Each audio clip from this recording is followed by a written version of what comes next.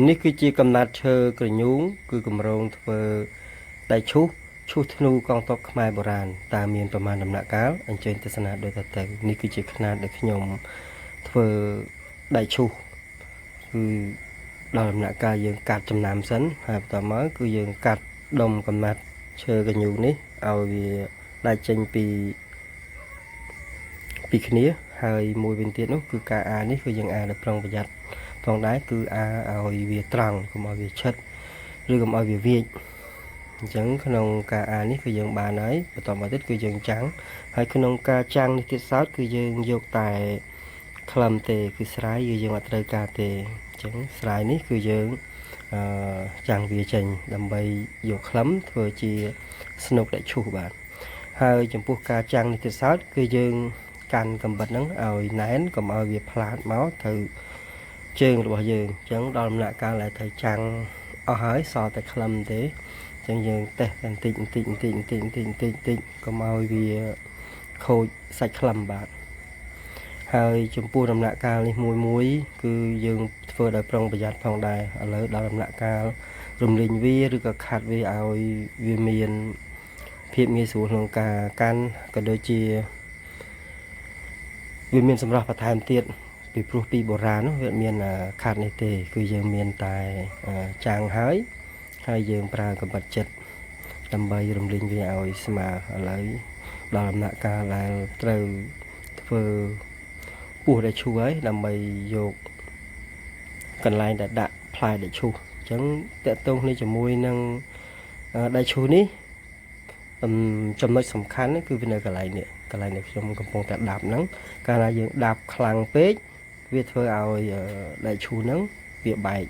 ប្រេះសាច់ឈើទោះបីវាក្លឹមក៏ដោយអញ្ចឹងយើងដាប់វាបន្តិចអញ្ចឹងវីដេអូនេះគឺខ្ញុំធ្វើរយៈពេល3ម៉ោងដែរតែសាច់ធ្វើហើយ2ថ្ងៃដល់យប់ឥឡូវយើងបានដល់ហើយវាដល់ដំណាក់កាលមួយដែលយើងសាកល្បងសិនតើវាត្រូវកន្លងវាអត់វាតឹងពេកឬក៏វាធូរពេកប៉ុន្តែនេះវាដល់ដំណាក់កាលដែលយើងត្រូវចិត្តបន្ថែមដើម្បីឲ្យវាចូលទៅវាកាន់តែស្រួលជាមួយនឹងផ្លែដែលឈូសយើងដាក់ទៅកុំឲ្យវាក្លែងក្លោងអញ្ចឹងដាក់ទៅវាសុបតែម្ដងហើយក្នុងការឆ្កឹះឆ្កៀននេះផងដែរគឺសម្រួលវាឲ្យវាមានដំណើរនៃពោះដែលឈូសហ្នឹងឲ្យវាល្អបាទហើយកំបិតនេះផងដែរកាលណាយើងធ្វើអញ្ចេះដោយប្រុងប្រយ័ត្នផងដែរកាលណាយើងអត់ប្រយ័ត្នទេវាអាចផ្លាតត្រូវដៃដែរព្រោះកំបិតនេះវាមុតខ្លាំងអញ្ចឹងតកតងនេះជាមួយនឹងផ្លែដែលឈូសធ្នូមួយពីមុនខ្ញុំទិញគេតែឥឡូវរៀនធ្វើខ្លួនឯងហើយឥឡូវដល់ដំណាក់កាលចោះក្នុងការ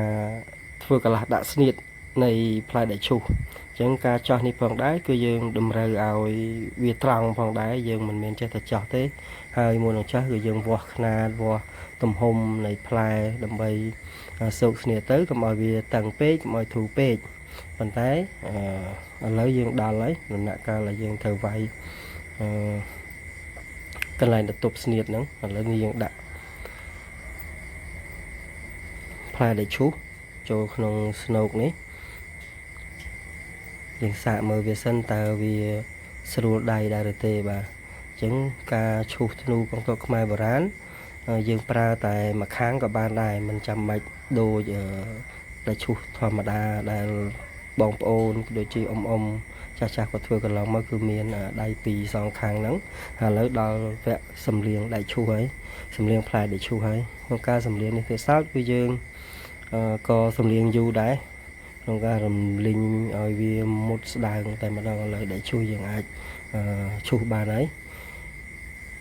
ក្នុងការឈូសនេះទៅសោតគឺយើងឈូសមួយកុំឲ្យវាស៊ីពេកហើយក្នុងវីដេអូនេះគឺខ្ញុំសូមអរគុណបងប្អូនដែលបានមើលវីដេអូនេះពីដើមដល់ចប់ហើយសូមជូនពរឲ្យបងប្អូនមានសុខភាពល្អហើយប្រកបរបររកស៊ីនោះឲ្យមានប្រកាសគ្រប់គ្រាន់បាទសូមអរគុណ